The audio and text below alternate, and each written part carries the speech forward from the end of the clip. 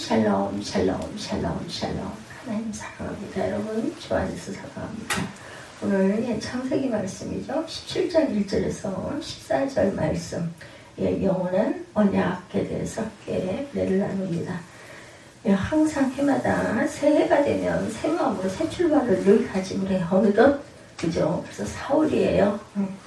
아주 드물게 지금까지 삶을 완전히 탈퇴하게 되는 굳은 각오를 다지기도 합니다. 나는 정말 바꿀 거야. 이건 굳게 각오를 하죠.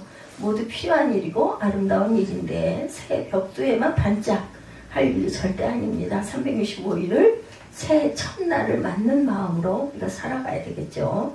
옛날 중국 은나라의 탕 임금은 세스데야에다가 순일신, 일일신, 우일신 이제 날로 새롭게 하고 날로 새롭게 하고 또 날로 새롭게 한다라고 늘 새겨놓았다고 그래요. 이 말을 새겨놓고 아침마다 마음을 다져봤다고 합니다.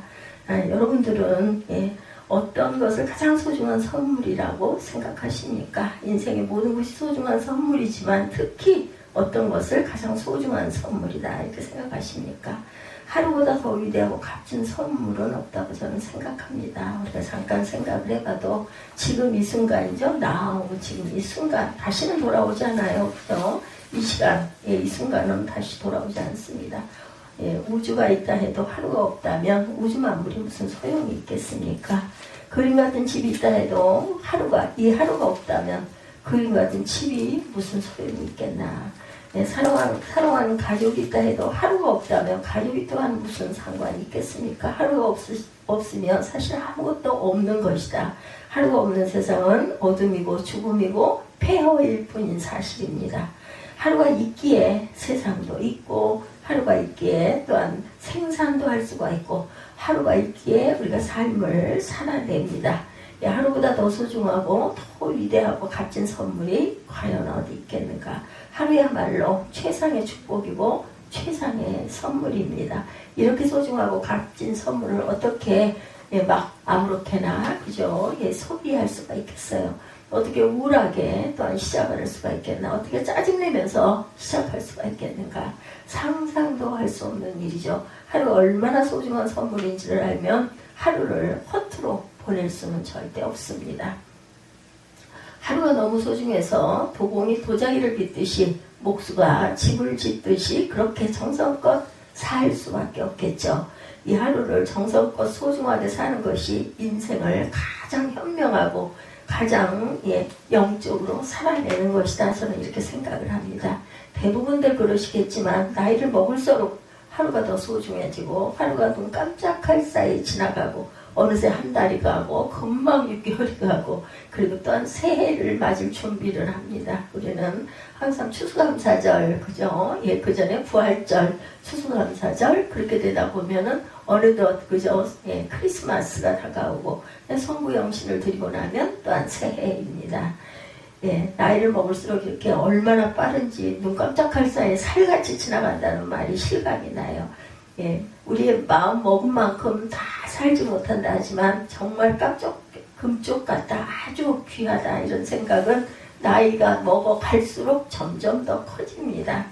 하루를 정성껏 산 사람과 흥청망청 산 사람은 10년이 지나면 완전히 달라진다고 해요. 비교할 수 없는 차이가 납니다. 하루를 허투루 사는 사람은 하루를 정성껏 사는 사람을 절대로 따라갈 수가 없다는 거죠. 인생의 승패는 이렇게 하루에 달려있다. 하루를 하찮게 생각하는 사람은 반드시 망한다라는 것. 반대로 하루를 위대한 선물로 생각하고 정성껏 사는 사람은 풍성한 열매를 맺게 됩니다. 저와 여러분도 올 한해 2026년 도공이 도자기를 빚듯이 어느덧 4월이에요. 모든 마무리 소생하는 아주 벚꽃이 아주 정말 어느새 눈 깜짝할 사이에 며칠 새로 활짝 피었고 비가 와서 많이 낙화가 되기도 했습니다. 그때가 벌써 왔어요. 올 한해 도공이 도자기를 빚듯이 목수가 집을 짓듯이 그렇게 정성껏 하루하루를 아주 귀하게 아름답게 다시는 올 수 없는 하루고 한 달이다 이런 생각을 하면서 한 달 한 달을 살아내십시다.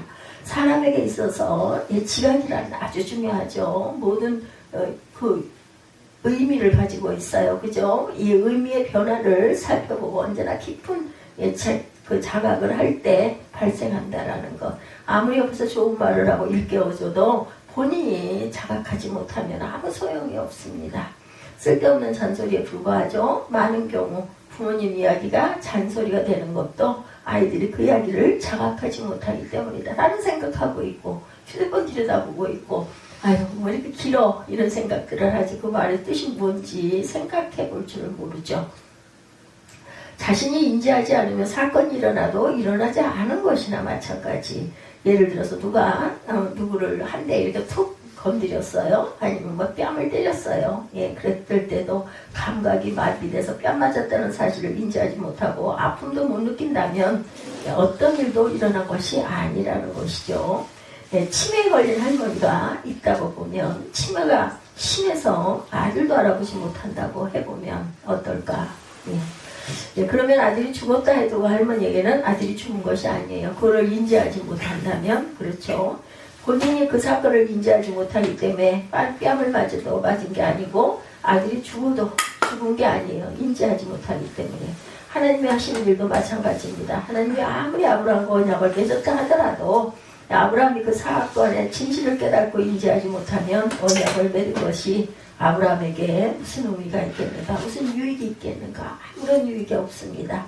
하나님이 하신 일에 의미가 있고 효용이 있으려면 아브라함이 그 일의 내막을 인식할 줄 알아야 된다. 말씀도 마찬가지예요. 어떤 사건도 마찬가지죠. 어떻게 해서든지 인식해야 열방을 구원하겠다는 하나님의 뜻이 아브라함 속에 뿌리를 내릴 수 있고 사건이 될 수도 있다. 하나님은 이 진실을 아시고 아브라함이 모든 걸 충분히 인식하기를 원하셨어요. 그래서 하신 일이 두 가지였죠. 하나는 이름 바꾸기, 하나는 할례. 예, 오늘 할례 부분이 나오죠. 우선 이름 바꾸기를 생각해 보면 아브라함이 갑자기 아브라함이라는 이름을 들었을 때 과연 어떻게 느꼈을까? 처음에는 낯설고 어색했을 것인데 자기 이름이 아닌 것 같은 생경함도 느꼈을 거예요. 그러나 차차 자신이 선택한 게 아니잖아요. 그렇죠? 예, 차차 생경함을 느꼈지만 새로운 이름에 익숙해졌을 것이고 자기를 아브라함이 아니라 아브라함으로 인식하게 되었을 것입니다. 그리고 아브라함이라는 이름을 들을 때마다 이름을 바꿔주신 하나님의 말씀과 언약을 또한 되새겨 봤겠죠. 하나님이 노린 것이 바로 그거였어요. 아브라함이 인식하지 못하면 모든 것이 아무 소용이 없어지니까 아브라함이 인식하도록 하기 위해서 우선 이름을 바꾸신 거죠. 뭔가 새로워집니다. 물론 인식을 돕기 위해서만 이름을 바꾼 건 아니죠. 이름을 바꿨다는 것 속에는 존재와 삶 전체가 근원적으로 바뀌었다는 뜻을 내포하고 있다. 하나님의 약속이 그저 막연한 이상이나 희망사항이 아니라 아브라함의 존재와 삶 속에 실체로 들어와 있다는 것이 내포되어 있다는 것, 이름을 바꿨다는 것은 그 사람의 일생이, 그 사람의 삶의 중심이 바뀌었다고 저는 그렇게 생각합니다. 그러나 그 모든 것을 아브라함이 인식해야 비로소 아브라함이 현실이 되고 하나님의 언약에 참여할 수도 있고 하나님의 사람으로 살 수 있기 때문에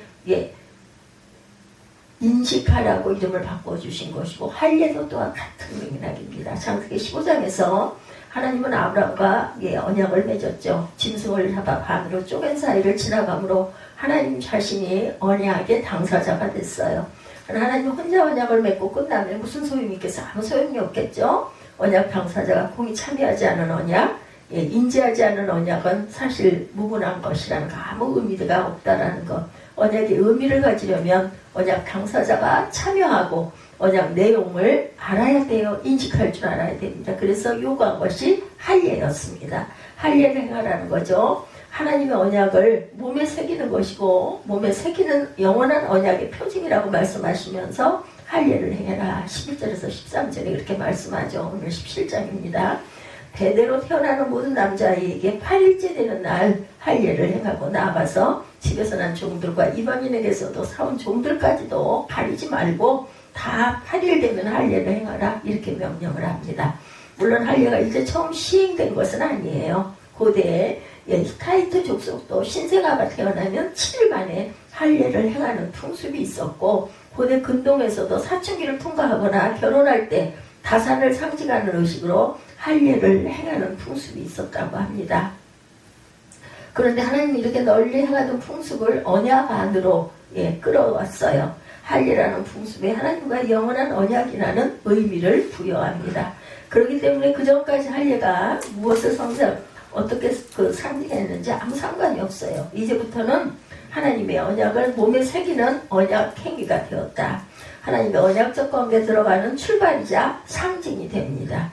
할례는 하나님과의 언약적 관계에 들어간 첫 출발이고 하나님의 백성에 소속되었다는 공적인 표징이다. 내가 하나님의 자녀가 되는 것도 할례를 통해서이고 하나님이 나의 하나님이 되는 것도 할례를 통해서다. 이렇게 생각을 하게 되죠. 하나님은 분명하게 말씀하세요. 할례를 받지 않은 것은 하나님의 언약을 깨뜨리는 것이고 하나님의 언약을 거부하고 부정하는 것이기 때문에 할례를 받지 않는 남자는 누구든지 백성 중에서 끊어질 것이다. 이렇게 분명하게 14절에 말씀하고 있습니다. 이것은 하나님이 아브라함의 후손을 보실 때 다른 건 보지 않고 할례를 보겠다는 것, 상징을 할례를 받았느냐 받지 않았느냐를 가지고 하나님의 백성인지 아닌지를 결정하겠다는 거죠. 하나님의 백성에게 있어 할례는 이처럼 아주 중요한 표징입니다. 누구나 몸에 지녀야 하는 어떤 공적인 표징이다. 남자들인 경우에. 이 말씀은 단지 형식 논리가 아닙니다.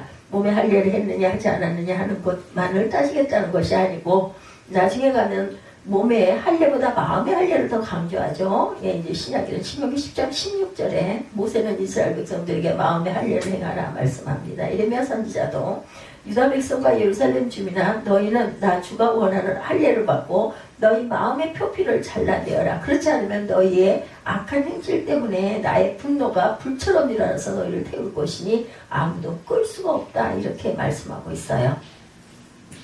에스겔 4장 4절입니다. 에스겔 선지자는 마음의 할례를 받지 않은 것을 언약을 어긴 것이다. 에스겔 44장 7절에도 이렇게 말씀하죠. 44장 4절에서 4장 4절입니다. 그리고 44장 7절에는 언약을 어긴 것이다. 마음의 할례를 받지 않은 것은 이렇게 증거합니다. 육체의 할례가 중요한 것은 마음의 할례 때문이라는 이야기예요. 전통에 따라 기계적으로 하는 할례는 아무 의미가 없습니다. 이 할례를 통해서 나는 하나님의 언약 백성이라 하는 마음의 선을 분명하게 그어야지 그게 없으면 아무것도 아니라는 이야기. 바울도 또한 육신의 할례가 참 할례가 아니고 할례는 어디에? 마음에 하는 것이다. 이렇게 로마서 2장 28, 9절에 증거하고 있습니다. 성경은 이처럼 줄기차게 몸의 할례도 중요하지만 마음의 할례가 더 중요하다. 이렇게 말씀하고 있어요. 마음의 할례가 없는 몸의 할례, 내가 하나님의 언약 백성이라는 마음의 자각이 없는 할례는 아무것도 아니다. 그렇다면 할례가 목표하는 것도 결국은 마음의 자각이라고 볼 수가 있겠죠. 나는 하나님의 언약 백성이라는 깊은 자각, 우리는 하나님의 백성이라는 자각을 일깨우기 위해서 몸의 할례를 행하라고 말씀하신 것이라 이렇게 할 수가 있어요. 예, 하나님의 할례를 통해 기대하신 것은 마음의 할례였다. 실제는 아브라함의 후손들이 할례를 행할 때마다 우리는 하나님의 언약 백성이라는 공동체적인 자각을 깊이 갖기를 원했던 것. 우리는 하나님의 백성이라는 자각을 깊이 해야만 세상 유혹에 흔들리지 않을 수 있다는 거죠. 하나님의 언약을 붙잡을 수도 있고 하나님의 백성답게 살 수가 있기 때문에 자기 정체성을 깊이 자각할 수 있게 하시려고 당시의 풍속 중 하나인 할례를 끌어온 것이다. 물론 할례는 아주 깊은 뜻이 담겨 있습니다. 아브라함이 불임으로 인해 자식을 얻지 못한 것과도 연관이 있어요. 할례라는 게 본래 남자의 생식기를 감싸고 있는 피부 일부분을 잘라내는 것이죠. 그런데 이것이 은유하는 것은 남자의 생식기 자체를 자르는 것을 의미한다고 합니다. 아이를 생산할 수 있는 근원을 잘라버렸다는 것을 은유하는 상징적 행위였대요. 다시 말하면 할례를 했다는 것은 인간의 방식으로 자녀를 낳을 수 있는 기능성을 완전히 차단했다라는 뜻입니다. 그렇다면 앞으로 태어나는 아이는 어떤 아이라는 이야기예요? 인간의 능력으로 태어나는 것이 아니라 하나님의 초자연적인 능력으로 태어난다라는 뜻을 가지고 있습니다. 아브라함의 후손은 혈연 공동체가 아니라 하나님의 언약 공동체라는 이야기예요. 할례 속에 바로 이 이야기 아주 의미심장한 이야기가 들어있습니다. 그러나 동시에 앞에서 말씀드린 것처럼 마음의 자각을 일깨우기 위한 현실적인 조치였다.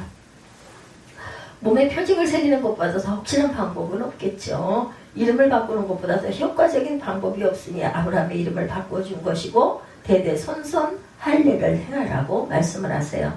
앞에서도 말씀드렸지만 사람에게 있어서 자각이란 아주 중요합니다. 모든 유의미한 행위, 유의미한 변화는 언제나 깊은 자각에서 나온다. 예, 저에게도 깊은 자각의 순간, 예, 누구에게나 한 번씩 이런 일이 있죠. 예, 실제 일어난 일이 아니라 상상해서 일어난 일이지만 책을 읽기 시작한 것도 어떤 자각으로 인함이라는 것이죠. 예, 뭔가를 믿기 시작한 것도 하나님이 계심을 알게 된 것도 저는 아주 어린 꼬마 때, 아무것도 모르는 꼬마 때 하나님이 항상 나를 인도하시고 이끌고 계시다는 생각을 어린 꼬마 시절부터 했습니다. 무슨 이유인지는 모르겠지만 어찌됐든 그랬어요. 그래서 항상 새벽이면 아이가 없어졌다고 할 정도로 예, 새벽 예배를 늘 나가가지고 성경맨 앞에 꿇어 앉아 있었더라는 이야기를 저는 기억이 없는데 그럴 때도 있었다는 거죠. 예수님을 알고 얼마 지나지 않았을 때 어떤 분의 이야기인데 넓은 연못을 지나고 있었대요. 아주 한가롭게 연못길을 걷고 있는데 갑자기 연못에 빠진 사람이 허우적거리는 게 보이더랍니다. 그래서 당장 뛰어들어가 사람을 구해야 한다는 생각밖에 없었다고 그래요. 물에 빠진 사람을 구하려면 먼저 수영 실력을 키워야 하는 거구나 그 생각을 하고 나서 자신을 보았더니 빈털털이 아는 게 하나도 없더랍니다. 그때부터 책을 읽기 시작했대요. 사람의 도움의 손길을 내밀기 위해서는 내가 먼저 알아야 하고 알기 위해서는 책을 읽어야 된다는 걸 자각하고부터 그분은 책을 읽기 시작했다고 합니다.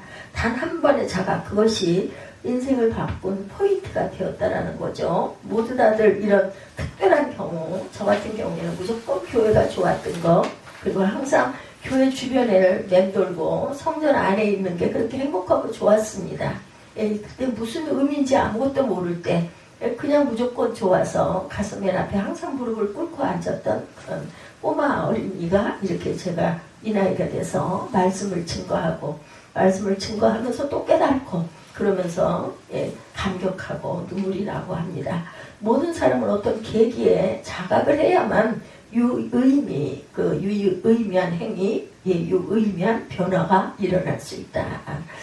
제 아들이 생각지도 못하게 분해를 가더니 여러 가지 변화 중에서 뭔가를 열심히 하려고 하는 변화가 너무나 반갑습니다. 그래서 항상 기도합니다. 하나님 귀한 전환점이 되게 해주옵소서. 만나는 사람들이 믿음의 사람들 그리고 앞길을 열어주는 그런 사람들을 만나서 열심히 행하고 가게 하옵소서. 그렇게 나는 하나님이 계신지 안 계신지 솔직히 말해서 확실히 알 수가 없어 이런 말을 하던 아들이었는데 교회를 떠나서 군에 가더니 주일 예배가 항상 참여를 하고 이렇게 늘 기다리고 예배 드리는 모습을 보면서 아무것도 한 게 없는데 잘 커졌구나 이런 생각이 듭니다. 여기서 회개하라는 말씀은 어둠과 무지와 죄악에 물들어 있는 존재와 삶을 자각하라는 거죠. 하나님의 구원은 어디로부터? 위로부터 우리 마음밭으로 내려옵니다. 그러나 내적인 자각이 없으면 구원도 없어요. 본인이 확실하게 그것을 인지하고 자각하고 느껴야 하죠. 어둠과 무지와 죄악에 물들어 있는 존재의 삶을 자각하라는 거예요. 하나님의 구원은 이렇게 위로부터. 그러나 내적인 자각이 없으면 또한 구원도 없다. 내적인 자각이 없는 구원은 허공에 붕 뜬 구원이지 내 안에 임한 구원은 아니에요. 그냥 내가 완전하게 확실하게 나 이래서 이렇게 할 거야. 이런 지침이 있어야 합니다. 사건으로의 구원이 아니라 그런 구원은 성경에 없어요. 성경이 말하는 구원은 하늘에서 은혜로 내려오지만 동시에 내적인 깊이로부터 자각이 일어나는 구원이다. 내적인 자각조차도 하나님이 하시는 일이 성령이 하시죠. 어쨌든 내적인 자각이 있어야만 진정한 구원 사건은 일어납니다. 여러분은 이런 구원 사건을 경험하셨습니까? 하나님의 은혜와 말씀에 의해서 내 존재 전체가 깨어나는 깊은 자각을 경험하셨습니까? 하나님과 함께 산다는 것, 하나님의 구원을 사는 것이고 하나님의 구원을 산다는 것은 생명의 모든 감각과 의식을 자각하며 사는 것입니다. 우리 생명이 우리께 아니라 하나님이 주신 거죠. 그래서 또한 귀합니다. 매 순간 자각하며 사는 우리 모두는 하루를 정성껏 살게 되죠. 도공이 도자기를 빚듯이 목수가 집을 짓듯이 그렇게 정성껏 살게 돼요. 한순간이 다시 오지 못할 순간이에요. 그렇죠? 오늘이 다시 오지는 않습니다. 오늘 같은 날짜가 반복이 되긴 하죠. 2027년, 2028년 그렇게 반복이 됩니다. 4월 12일이라는 날, 2026년 4월 12일이라는 날은 오늘 하루밖에 없어요. 구원을 사는 것은 하루를 이렇게 정성껏 사는 일로부터 출발한다는 것. 또 하루를 정성껏 사는 것이 구원을 사는 것입니다. 그래서 귀해요. 다시는 오지 않기 때문에 구원은 막연한 것이 아닌, 뜬구름이 아닌, 구원은 우리 존재와 삶에 깊이 들어와 있어 개입하고 계시다. 구원의 완성은 종말론적이지만 구원은 이미 우리 존재와 삶 안에 들어와 있습니다. 그리고 하나님 앞에서 하루를 정성껏 사는 것이 구원의 가장 현실적인 모습이라는 것. 그래서 2026년 한 해 저와 여러분 날마다 구원을 사는 축복이 넘쳐나는 귀한 하루하루가 되시기를 주님의 이름으로 축복합니다. 오늘 창세기 17장 1절에서 14절까지의 말씀이죠. 에버레스팅 커버넌트, 영원한 언약, 이런 제목으로 함께 은혜를 나눴습니다.